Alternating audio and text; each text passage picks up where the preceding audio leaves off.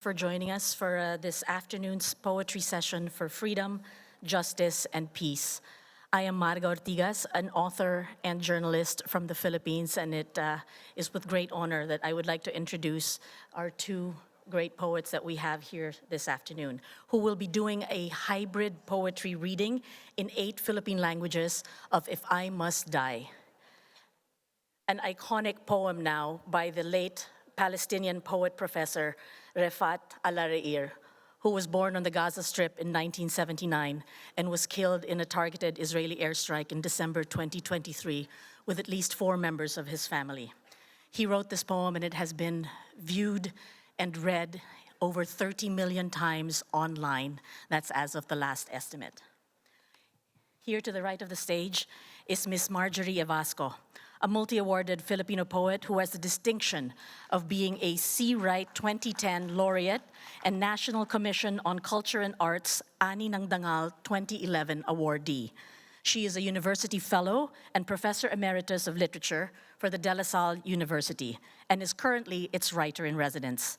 She advocates for writing and speaking in Binisaya, or Cebuano Visayan, which is the Philippine language of the communities that she works with in the Visayas and Mindanao regions of the Philippines. And over here to the left of your stage is Maria Rilke Arguelles. She is a creative writing graduate from the Philippine High School for the Arts, pursuing a bachelor's degree in arts studies at the University of the Philippines in Diliman. In 2022, she published her first collection of poems entitled Pasalubong, a finalist in the 41st National Book Awards for Best Book of Poetry in Filipino. Vidas, her second collection, was published in 2024 as a final project before she graduated from Makiling. Ladies and gentlemen, I pass over the stage to Marjorie and Maria. Magandang hapon sa ating lahat. Good afternoon to everyone. I am Rilke from Manila, the national capital region of the Philippines. Good day, friends. Maayong adlaw kanatong tanan. I am Marjorie Evasco from the island of Bohol in the central Visayas of the Philippines. For today's poetry reading for freedom, justice, and peace, I'm honored to be a co-convener of RIL, whose artist parents named her after one of my favorite Austro-German poets, Rainer Maria Rilke. In June 2024, Maurizio Montipo, member of Demos Paz, the Institute for Human Rights, Democracy, Culture of Peace and Nonviolence of the Madrid Autonomous University, reached out to us to enjoin us to participate in the initiative of Demos Paz in developing 2 podcasts of solidarity towards the Palestinian people, condemning the ongoing genocide against the Palestinian people of Gaza. One of these podcasts contained Palestinian poetry of resistance against colonial occupation and genocide, and the other contains poetry on and for Palestine by non-Palestinian poets. In the framework of the second podcast, we participated in a multilingual translation from English of the poem If I Must Die by the late poet Professor Refat Alareir. In 3 months, a total of 14 translations in Philippine languages from Luzon, Visayas, and Mindanao were done. These were translations into Filipino or Tagalog, Binisaya or Visayan, Waray, Kinaraya, Akyanon, Hiligaynon, Iloco, Kapampangan, Magindanaon, Maranao, Bahasa Sinama, Bahasa Tausug, Mandaya Kinamayo, and Blaan. Today, the podcast stands at 216 world languages and is still open for new contributions as a permanent memorial honoring Refat Alareir and the Palestinian people. Let me now read the poem If I Must Die by Refat Alareir in English. If I must die, you must live to tell my story, to sell my things, to buy a piece of cloth and some strings, make it white with a long tail, so that a child, somewhere in Gaza, while looking heaven in the eye, awaiting his dad who left in a blaze and bid no farewell, not even to his flesh, not even to himself, sees the kite you made, flying up above, and thinks for a moment an angel is there, bringing back love. If I must die, let it bring hope. Let it be a story. And here's the Tagalog translation of my father, Poet Professor Mesandel Vertusio Arguelles. Sakaling ako'y mamatay, dapat kang manatili. Ikwento mo ang aking buhay. Ipagbili ang aking mga gamit, bumili ng kapirasong tela at ilang rolyong pisi. Piliin mo ang puti na mahaba ang buntot, upang ang isang bata, saan man sa Gaza na nakamata sa langit, habang hinihintay ang amang iglap lumisan ng walang paalam kanino man, kahit sa kanyang anak, kahit sa kanyang sarili, ay makita ang saranggola kong likha mo, matayog na lumilipad at mabatid niya sa isang saglit na may anghel doong mag-uuwi ng pag-ibig. Sakaling ako'y mamatay, hayaan itong magsilang ng pag-asa, hayaang maisilang na salaysay. The next translation is by poet, translator, and professor John Irimil Chudoro, who writes and translates in several Filipino languages. This translation is in his mother tongue, Kinarea, from Antique, Western Visayas, and this is a video. This is John Irimil Chudoro reading my Kinaraya translation of the poem If I Must Die by Refaat Alirin. Kun mapatay gidman ako. Kun mapatay gidman ako, dapat mabuhi ikaw.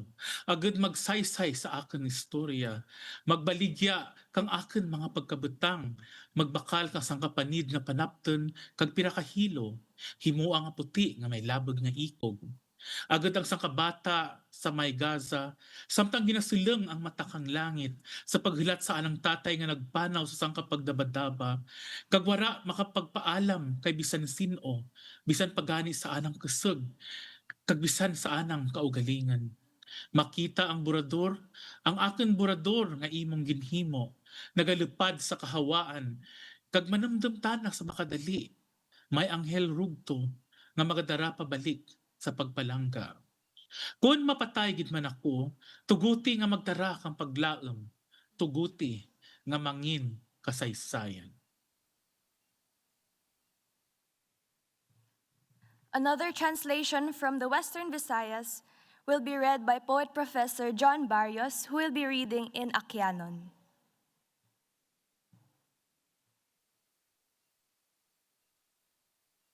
This is a poem by Rafaat Al-Ariir titled, If I Must Die.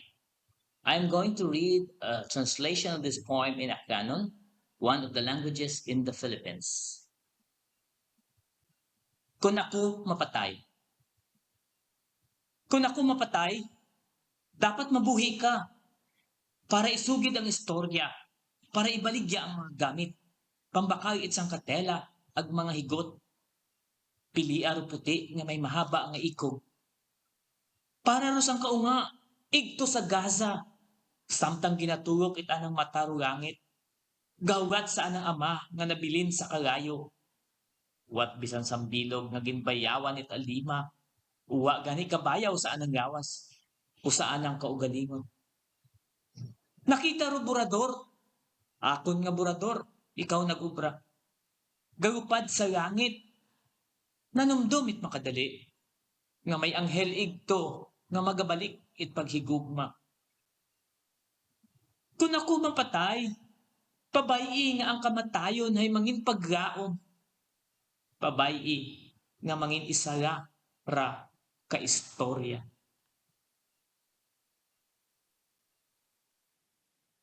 The next translation is from the Eastern Visayas, and it will be read by poet, translator, and professor Michael Carlo Villas in Leyte, My name is Samarnon, Michael Carlo Olwaray. Villas, a poet and translator from Leyte, one of the Visayan islands in the Philippines, immediately facing the Pacific Ocean in the east.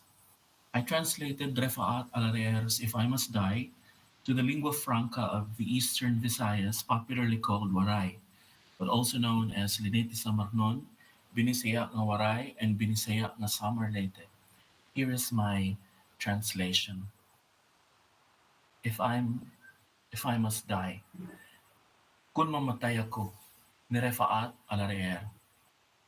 Kun mamatay ako, tinahanglan ka mabuhi, agod igsumat an akon kaagi. Igbaligya an akon gamit, agod may igparalit kahindugnit, ug mga pisi, panhigot.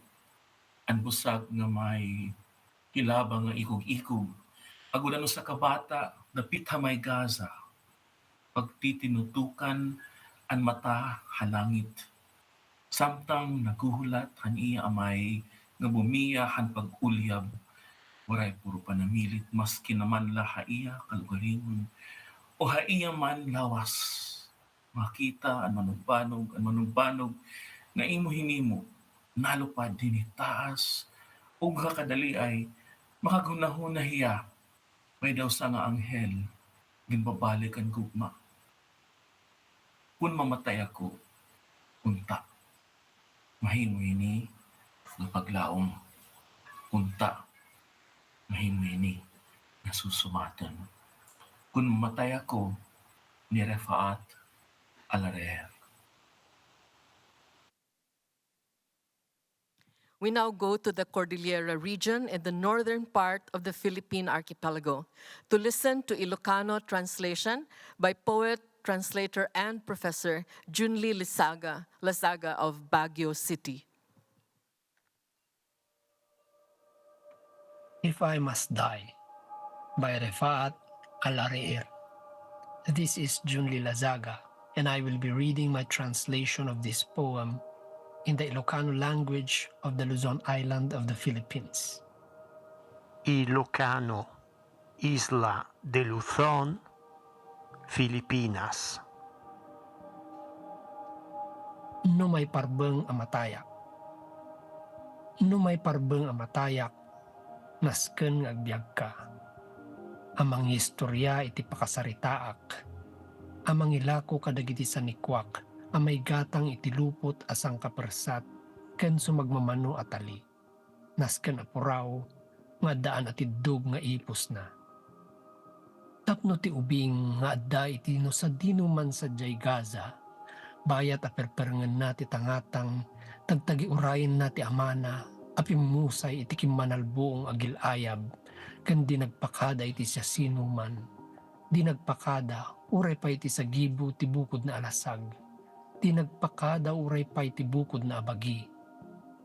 Dayta nga ubing, makita na ti ulaw ko nga inaramid mo, iti tangatang agtaytayab. Ket maamiris na iti apagkanito, adda anghel sadyay, nga ayat ti inna ipapaay, no may parbeng amatayak. No may parbeng amatayak, makaipay kuma itinamnama, agdinamag kuma, may istorya. The penultimate translation from Mindanao will be read by Poet Professor Mansur Limba in Maguindanaon.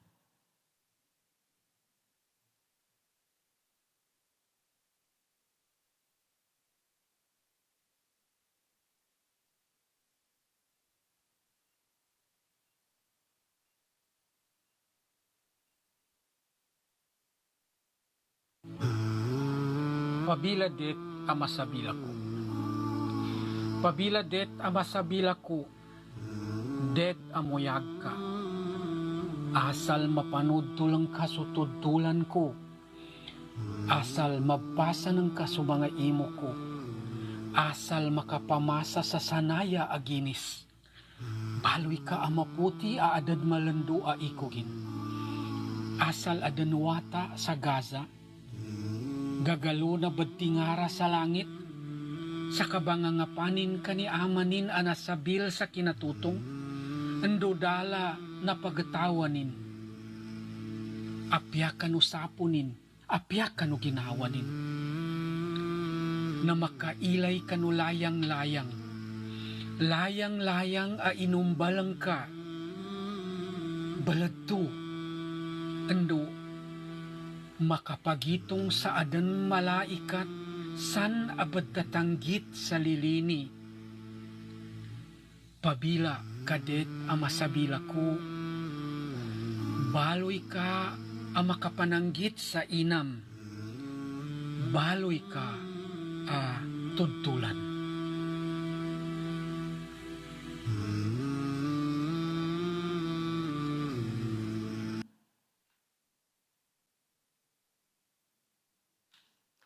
To close this part of our poetry reading for freedom, justice, and peace, let me read my Binisaya translation of the poem.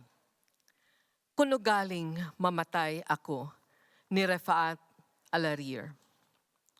Kuno galing mamatay ako, kinahanglang mabuhi ka, aron musulti sa akong sugilanon, aron mobaligya sa akong mga butang, aron mo palit og usa ka piraso nga panapton og pipila ka pisi.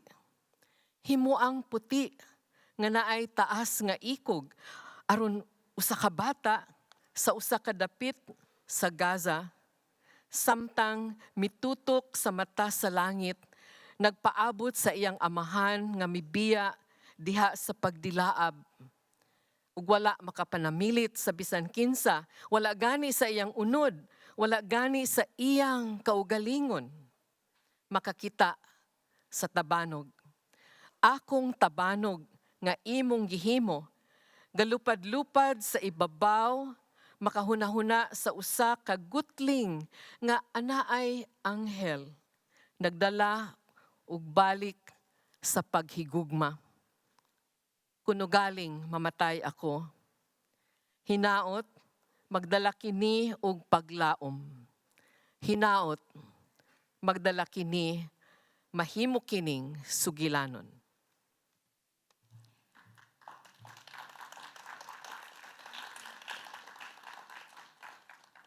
Dankeschön. Maraming salamat.